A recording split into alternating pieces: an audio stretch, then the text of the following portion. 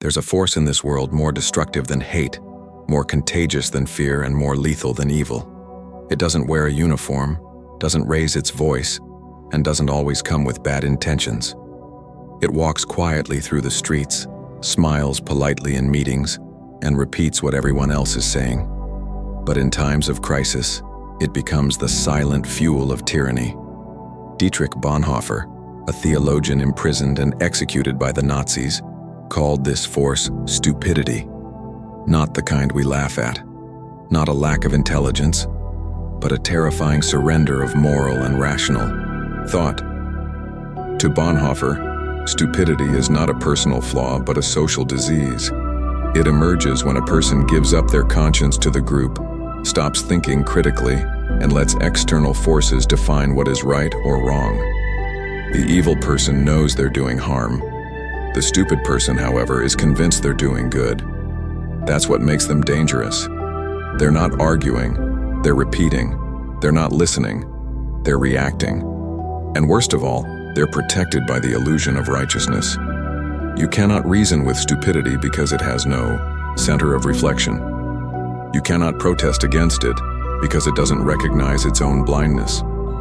As Bonhoeffer wrote in his prison letters, "Against stupidity, we are defenseless." He saw firsthand how ordinary, educated, morally upright citizens became tools of destruction, not because they were evil, but because they had ceased to think.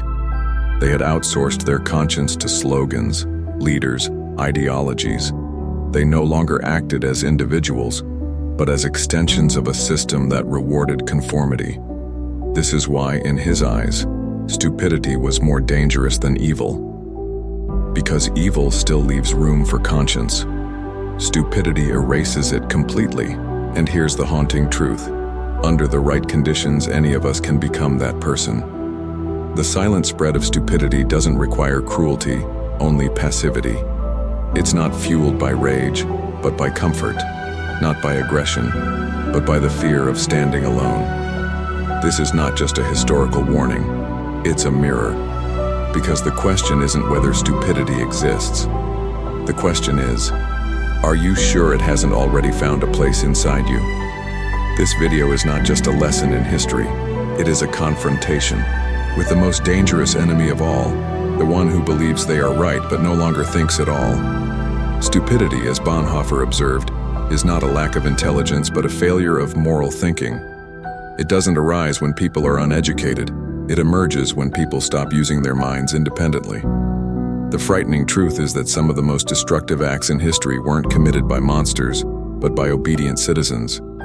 These people didn't twirl mustaches or plot evil in secret rooms. They followed orders. They believed what they were told. They smiled, nodded, and went along. Bonhoeffer believed that stupidity is not an individual defect, but a social phenomenon. It grows strongest in groups, movements, or masses where people surrender their critical faculties in exchange for belonging.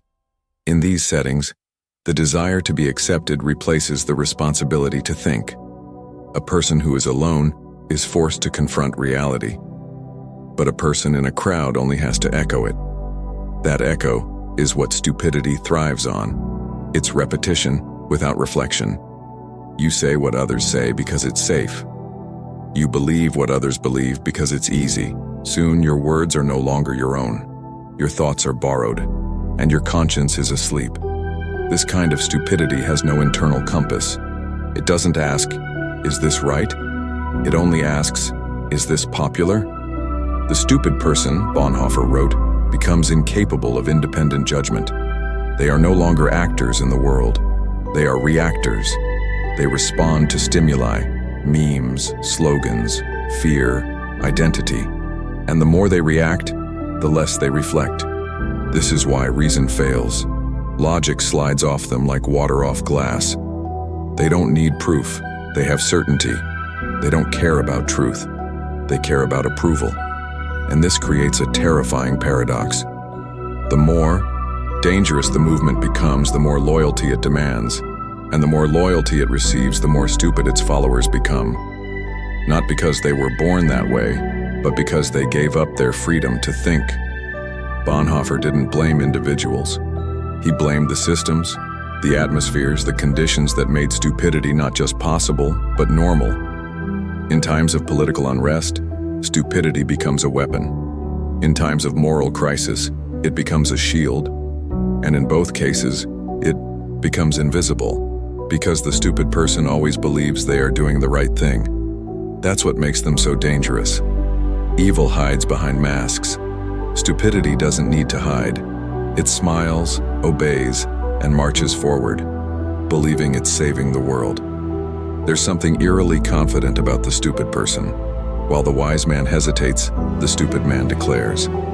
While the thoughtful soul weighs consequences, the stupid one acts with unwavering certainty. Bonhoeffer saw this paradox clearly. Stupidity is not cautious, it is bold. It wears the armor of conviction, not because it understands, but because it refuses to question. And that's the trap. Intelligence doubts, it hesitates, it considers other perspectives. But stupidity is simple.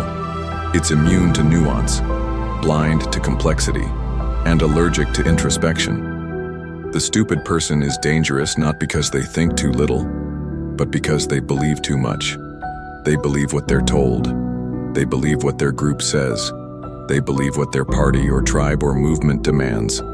And once that belief sets in, it becomes immovable. You can't argue with them. Not because they're evil, but because they've outsourced their mind. They no longer process, they repeat. They no longer question, they obey. And worst of all, they no longer feel responsible. This is what Bonhoeffer feared most. When a person stops thinking for themselves, they stop being accountable. They can commit cruelty, support violence, or spread lies, and still sleep soundly at night. Why? Because they believe they're on the right side. They have slogans, not ethics, groupthink, not conscience. And what makes this even more dangerous is that the stupid person doesn't know they're stupid. In fact, they think they're enlightened. They confuse loudness with truth. They mistake followers for wisdom. And because they belong to a majority or a powerful movement, they feel justified. In their eyes, disagreement becomes betrayal, dissent becomes treason, and truth becomes whatever their side declares. This is the beginning of every tyranny in history. Not with a villain in the shadows, but with millions of ordinary people who stop thinking, who stop questioning, who stop saying no. When a society becomes infected by this kind of stupidity, it loses its moral immune system. Lies go unchecked, violence is normalized, and anyone who tries to speak out is labeled an enemy. Bonhoeffer called this the spiritual corruption of man, not evil in its raw form, but evil that wears the mask of righteousness. And behind that mask is a terrifying vacuum, not of intelligence but of responsibility. The stupid person is not powerless. They are powerful. They vote, they enforce, they punish, but they do so with a certainty that has no depth. That's why Bonhoeffer warned us. Beware of those who are most certain, because certainty without reflection is the root of all human catastrophe. You cannot reason with stupidity. That's the grim truth Bonhoeffer discovered while living under the Nazi regime. He saw it firsthand. Intelligent men with university degrees, parroting propaganda like children reciting nursery rhymes. He saw mothers justifying mass murder because it's for the good of the nation. He saw neighbors turn their backs on friends, not out of hatred, but out of blind, unthinking obedience. And what terrified him most wasn't the cruelty. It was the indifference, the inability to think, the refusal to question. Stupidity, Bonhoeffer said, is not an intellectual defect. It is a moral one. And because it is moral, you can't defeat it with facts, logic, or argument. In fact, the more you try to reason with the stupid person, the more they dig in their heels. They don't hear your argument, they hear an attack. They don't consider your evidence, they feel threatened by it. They don't change their mind, they harden it. Because to admit they were wrong would be to challenge the very identity they've built around their beliefs. It would mean leaving the safety of the group, facing the pain of shame, and standing alone. And most people, Bonhoeffer understood, this would rather be stupid with the crowd than right by themselves. This is why stupidity is more dangerous than evil. Evil knows it's doing harm. It lies, schemes, manipulates. But stupidity believes it's doing good. It supports evil without knowing it. It becomes the soil in which tyranny grows. The executioner may be evil, but the crowd cheering him on is stupid. And without that crowd, the tyrant is powerless. This is the real face of horror, not the dictator's fist, but the citizen's silence. Not the fanatic's rage, but the neighbor's shrug. Not the demon's sneer, but the fool's smile. Bonhoeffer believed that stupidity is a form of moral anesthesia. It numbs the conscience, dulls the senses, and paralyzes the will. And worst of all, it spreads. It's contagious. One stupid idea, repeated often enough, becomes sacred. One stupid slogan, shouted loud enough, becomes law. One stupid lie, believed by enough people, becomes reality. And so we find ourselves trapped in a world where truth no longer matters, where facts are ignored, and where people walk off cliffs because everyone else is doing it. You cannot reason with stupidity. You can only resist it by refusing to become part of it, by daring to think, even when thinking is punished, by daring to speak, even when silence is safe. The most terrifying force behind stupidity isn't the loud, angry mob, it's the quiet, obedient majority. Bonhoeffer understood that a society does not fall because of a handful of evil men. It falls because good people say nothing. They look away. They convince themselves it's not their fight. They value comfort more than conscience, safety more than truth. And so they remain silent, not because they agree, but because they're afraid. And in that silence, stupidity grows. Not only does it grow, it becomes the new normal. It becomes culture. Language is reshaped. Truth is softened. Conscience is outsourced to authority. I'm just following orders. That's just how things are. It's not my place to question. These are not the phrases of villains. They're the slogans of the silent majority. And Bonhoeffer feared them more than the tyrants, because tyrants depend on them. A dictator can't burn books unless someone lights the fire. He can't erase history unless teachers agree to teach the lie. He can't imprison the innocent unless guards shut the door. And he can't rule the people unless the people give him permission through their inaction. This is the hidden machinery of stupidity. It transforms ordinary men and women into accomplices of evil, not by convincing them of a lie, but by wearing down their will to resist. The mind shuts down, the conscience goes to sleep, and the soul becomes numb. And slowly, without protest, the pillars of civilization crumble. Bonhoeffer's tragedy was not just that he saw this happening, it was that he screamed into the void and no one listened. His fellow pastors bowed to Hitler. His university colleagues looked the other way. His friends told him to keep his head down. And yet, he stood alone, because he understood that silence is not neutral. Silence is consent. To say nothing in the face of stupidity is to protect it. To stay silent in the face of injustice is to become part of it. The collapse of conscience doesn't begin with violence. It begins with silence. And in that silence, evil is no longer resisted. It is normalized. That is how societies die, not with a bang, but with a shrug.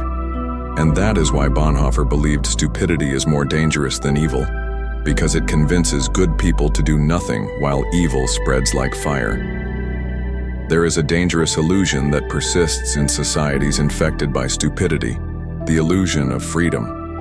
People believe they are free because they can shop, speak, or vote. But real freedom, Bonhoeffer knew, is not the ability to do what you want.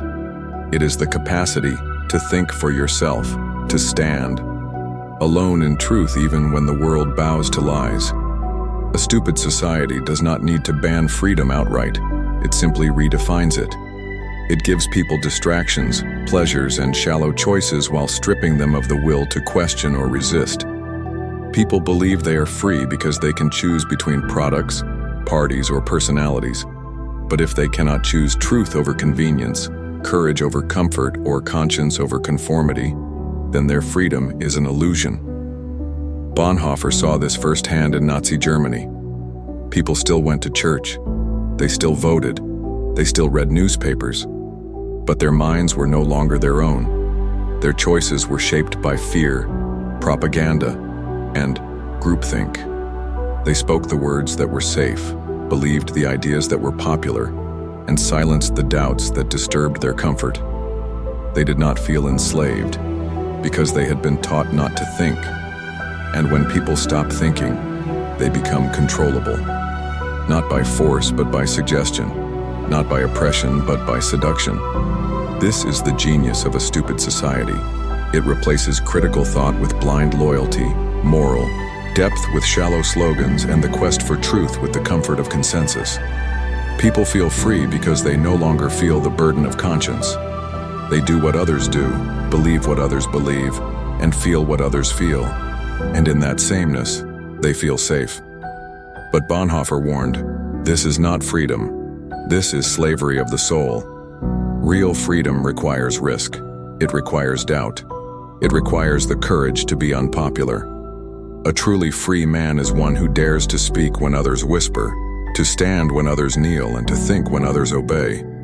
In a stupid society, such people are called dangerous.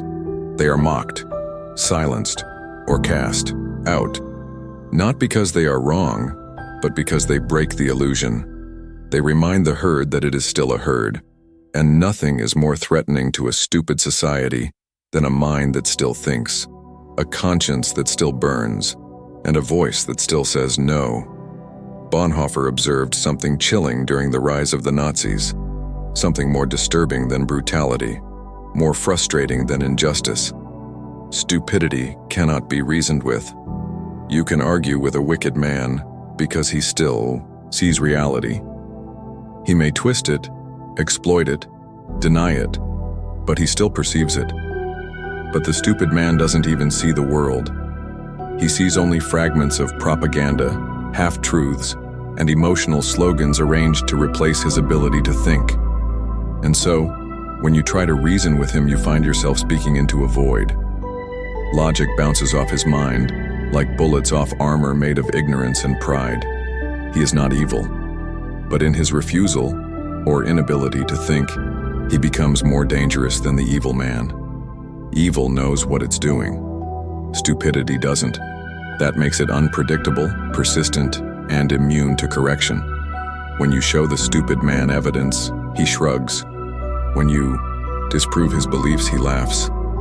When you reveal contradictions, he grows angry, not at the lie, but at you for disturbing his peace. You have not enlightened him. You have threatened the comfort of his delusion. Bonhoeffer wrote that this was not an intellectual failure, but a moral one. Stupidity is not a lack of intelligence. It is a surrender of responsibility. The stupid man chooses the path of least resistance. He lets others think for him, lets society feed him what to believe, lets fear dictate what is safe to say. He becomes a vessel for ideas that are not his, convictions he has not examined, and emotions he cannot trace. He becomes part of a mass, and the mass cannot think. This is why, Bonhoeffer said, education alone is not enough. Many highly educated people supported Hitler. Some even designed the system. But they too had surrendered their conscience. Intelligence without moral courage is useless. It only makes stupidity more efficient. You cannot wake the stupid man with facts. Only an inner transformation, a crisis of conscience, can crack his armor. Until then, he will mock truth, laugh at wisdom, and follow evil while believing he is righteous. And that is why Bonhoeffer feared stupidity more than malice. Because evil can be exposed, resisted, even defeated. But stupidity, when protected by pride and multiplied by crowds, becomes an unstoppable tide. A tide that drowns reason, silences dissent, and marches forward with a smile, unaware that it is building its own destruction. While Bonhoeffer diagnosed stupidity as a moral failure, Carl Gustav Jung dug deeper into the psychological roots of this phenomenon, uncovering how modern society systematically hollows out the individual's soul. Jung observed that the true disaster of modernity is not just political or economic, but psychic, the disappearance of the individual as a unique center of human experience. In our highly rational, bureaucratic, and technical world, people become mere cogs in a vast machine, forced to adapt and conform at the expense of their own inner lives. The price of this adaptation is the renunciation of subjectivity, doubt, and authentic self-reflection. Instead of thinking, feeling, and choosing from within, individuals start to echo external values and collective attitudes, losing touch with their own unconscious depths. Jung called this state mass-mindedness, where the individual unconscious dissolves into the shadow of the collective unconscious, and personal identity is absorbed by collective beliefs and emotions. The person appears functional, obedient, and even intelligent, but inside is psychically empty and alienated. This psychic emptiness is fertile ground for what Bonhoeffer called stupidity, because it allows collective ideas and